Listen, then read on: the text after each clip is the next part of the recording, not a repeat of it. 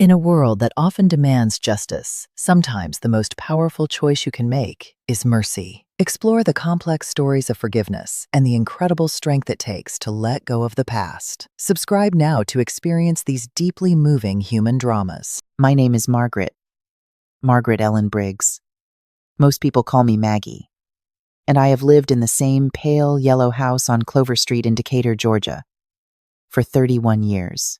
My late husband Raymond built the back porch with his own hands the summer before our son was born. That porch is where I drink my morning coffee. That porch is where I still talk to Raymond sometimes, even though he has been gone for 4 years now. I am 67 years old.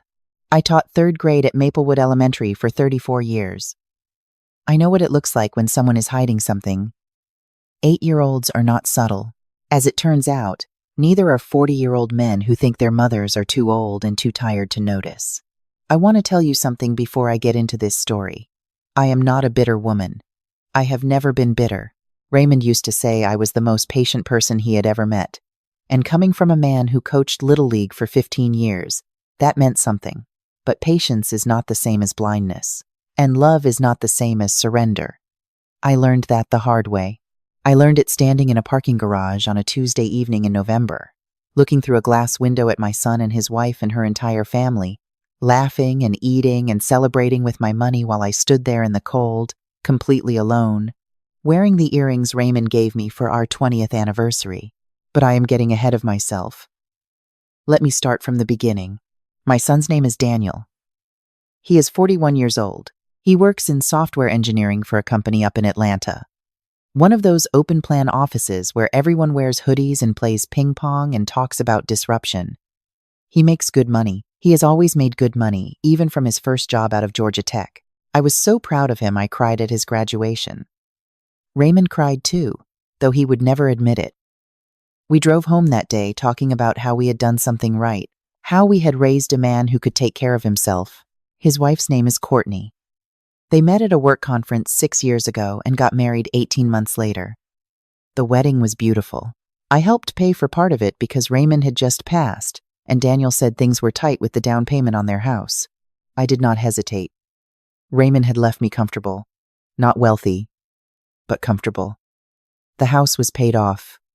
I had my pension and my Social Security and a savings account I had been building since 1987. I gave Daniel $30,000 for the wedding and the house. I wrote the check and I felt good about it. That is what mothers do. What I did not realize then was that I had just taught my son a lesson. The lesson was this: Mom will give if you ask. Mom will not say no. The requests did not start right away. The first year of their marriage was fine. Daniel called every Sunday. He and Courtney came for Thanksgiving. We watched football and ate too much, and Courtney helped me with the dishes, and I thought, well, this is nice. This is really nice. Then Raymond's 4th anniversary came and went, and something in me settled into a kind of quiet that I think grief does to you after a while. Not sadness exactly, just quiet. And Daniel started calling more, which I appreciated. But the calls started ending in a certain way. A trailing off. A hesitation. And then the ask. The first time, it was $6,000. His car needed work, and Courtney's student loans had ballooned, and they had a trip planned to Asheville they had already paid deposits on. Could I help? Just this once. I helped. The second time was 8 months later. Courtney's mother was sick, they said. Medical bills? Could I do $5,000? I did 4. I said I was sorry about her mother. Courtney's mother, as I later found out, was perfectly healthy and had just gotten back from a cruise to the Bahamas. I did not know that yet. The 3rd time, the 4th time, the 5th time, they began to blur together. I kept a small notebook. I wrote down every transfer, every amount, the date, and the reason Daniel gave me. Not because I planned to ask for it back. I kept the notebook, because writing things down was how I processed things. 34 years of lesson plans will do that to you. By the time November of last year came around, I had given my son and his wife $43,200 over 31 months. I want you to sit with that number for a moment. $43,000. That is more than I earned in my first 8 years of teaching. That is money Raymond and I saved. By packing lunches and skipping vacations, and keeping the same refrigerator for 19 years because it still ran fine. And in those 31 months, Daniel and Courtney had remodeled their kitchen. They had taken 3 vacations that I knew of. Courtney had a new car. I know because she posted pictures of it on Facebook with a sparkle emoji and the caption "New Baby." I am not on Facebook much, but I see what I see. Now, I need to tell you about the reunion dinner, because that is what this story is really about. Courtney's family does this thing every November. Her parents, her 2 sisters, her brother, all the spouses and children. They call it the Hollis Family Harvest Dinner. They book a private room at a nice restaurant. Everyone dresses up. They do a slideshow. It is elaborate. Courtney talks about it every year like it is the Met Gala. This year, Courtney's older sister had gotten engaged. So the dinner was also an engagement celebration. A big deal. In early October, Daniel called and said he wanted to talk to me about something. He said Courtney's family wanted to include me this year. Really include me, he said. Not just as Daniel's mom in the corner, but as part of the family. They wanted to make a gesture. He said Courtney's mother had specifically asked that I be at the dinner as a guest of honor, given that Raymond had passed and I was alone now, and the holidays could be hard. I will be honest with you. That phone call made me cry. Good tears. I sat on Raymond's porch after we hung up and I told him about it. I said, "Raymond, I think things are turning a corner." 2 weeks later, Daniel called again. Could I help cover part of the dinner cost? The restaurant required a deposit for the private room, and between the engagement gifts and the dinner in the hotel for some out-of-town family, they were stretched. He said $5,000 would cover my share and then some. I looked at my notebook. I looked at that number. $43,000. I said yes.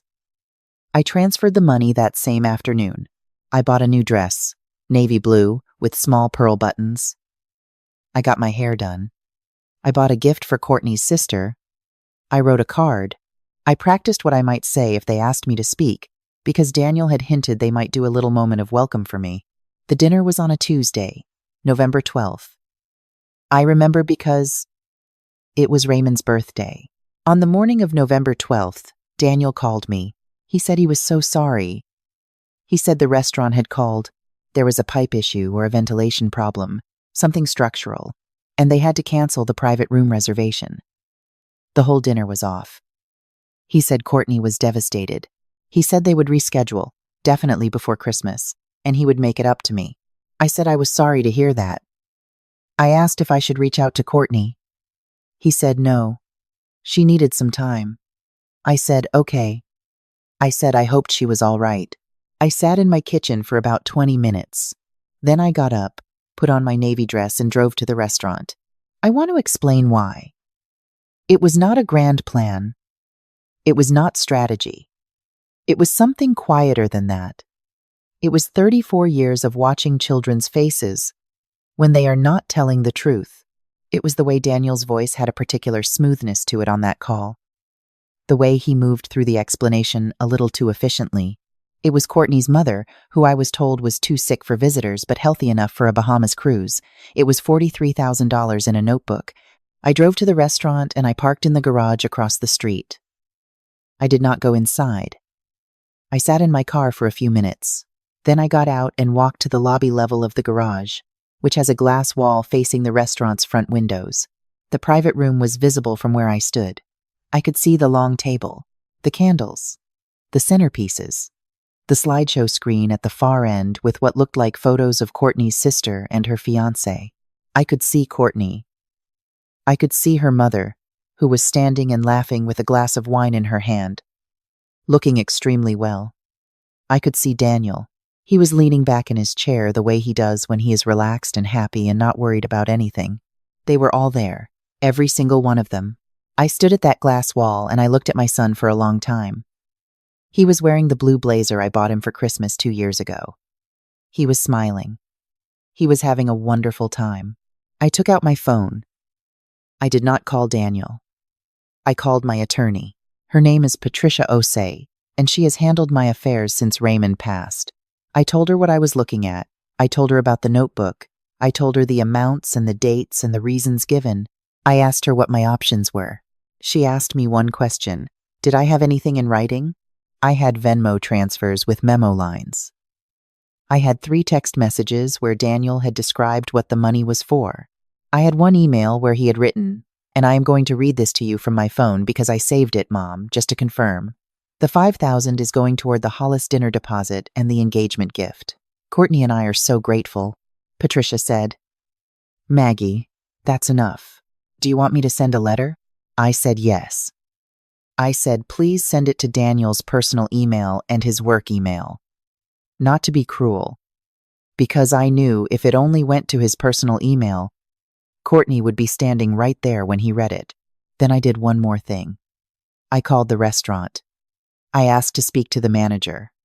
I introduced myself, and I explained that I had transferred funds to my son for the purpose of covering a deposit for this very event. I asked if those funds had been received and applied to tonight's dinner. There was a pause. The manager said the reservation had been paid in full. He was very polite. He asked if there was an issue with the booking. I said no. I said I just wanted to confirm. I thanked him, and I hung up. I walked back to my car. I drove home. I changed out of my navy dress and hung it back in the closet. I made myself a cup of chamomile tea, and I sat on Raymond's porch, even though it was cold, and I looked at the backyard, and I said, Raymond, I think I handled that okay. My phone started ringing at 9:47 that night. It was Daniel. I did not answer. It rang again at 10:03. Then Courtney called. Then Daniel again. I turned my phone face down and I went to bed. The next morning there were 11 missed calls and a text from Daniel that said, Mom, please call me. We need to talk. I can explain. I did not call. I texted Patricia and told her to proceed. Daniel showed up at my door 2 days later. I want to be honest about this part because I know some of you are wondering, was I tempted? He is my son. He is the little boy who used to fall asleep on my lap watching baseball games. He is the one who called me from his college dorm at 2 a.m, the night before his first big exam, and said he was scared. And I talked to him until 4 a.m. He stood on my porch and he looked terrible. He had not slept. He said he was sorry. He said it started small, that he had genuinely needed the first few times, that Courtney had pushed for more than he was comfortable asking. He said he knew that was not an excuse. He started to cry. I let him talk. I did not cry. I had already done my crying, quietly, alone. The way I have learned to do most hard things. When he finished, I said, Daniel, I love you. I will always love you. But love is not a transaction, and it is not a blank check. What you did was not a mistake. Mistakes are accidents. You planned this. You looked me in the eye and you lied to me on your father's birthday. He said he knew. He said he was ashamed. I told him that Patricia would be in touch regarding repayment. Not all at once. I was not trying to destroy him, but a structured plan documented with a timeline. I told him that the dinner, the money, all of it, I needed him to understand that I was not simply a resource, that I had worked for 34 years in a classroom loving other people's children, and I had come home and loved my own, and I deserved to be treated accordingly. He nodded. He looked at the porch floor for a moment, the floor his father built, and he said, I know, Mom, I know. He has been making monthly payments since January. He calls on Sundays again. Courtney has not called, which tells me what I need to know about where the steering wheel was in that marriage. I am not ready to see her yet. I may not be for a while. I still have the notebook. I do not look at it often, but I keep it in the kitchen drawer next to my reading glasses because it reminds me of something important. It reminds me that I paid attention, that I wrote it all down, that I noticed. I am 67 years old. I live alone in the pale yellow house on Clover Street, and every morning I drink my coffee on the porch. Raymond built, and I talk to him a little, and I watch the light come up over the backyard, and I think, I am not done. I am not invisible. I am not a soft place for other people to land when it is convenient and ignore when it is not. I am Maggie Briggs, and I taught 3rd grade for 34 years. I know the difference between a child who is sorry and a child who got caught, and I know better than most that the most important lessons are the ones that cost something. If you are a mother out there who has been keeping your own notebook, who has been writing down the dates and the amounts and the reasons that never quite added up, I want you to hear this. You are not imagining it. You are not being dramatic. You are not too sensitive. You are paying attention. Keep paying attention. And if you are wondering about the navy dress, I wore it. Not to their dinner. I wore it on Raymond's birthday. A week later, when I took myself to a nice restaurant downtown, sat at a table by the window, ordered the salmon and a glass of good white wine, and had a very quiet, very peaceful dinner completely alone. It was one of the best meals I have ever had.